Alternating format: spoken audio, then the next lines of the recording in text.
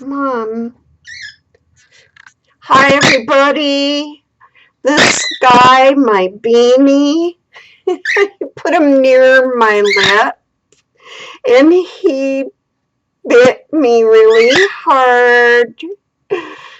It made it really red. Sometimes it's not wise to put your bird too close to your face. And he's my little adorable cockatiel. Here, baby. Baby's pretty good, but he'll pinch me too, won't you?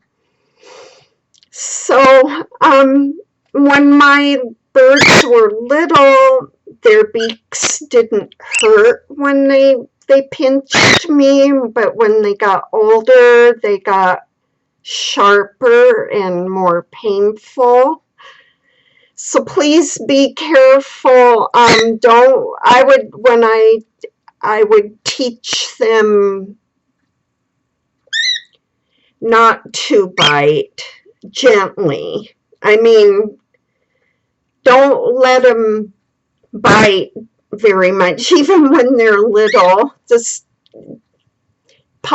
in a positive way, don't let them clamp down on you. Because when they get older, their beaks get a lot sharper, don't they, Beanie?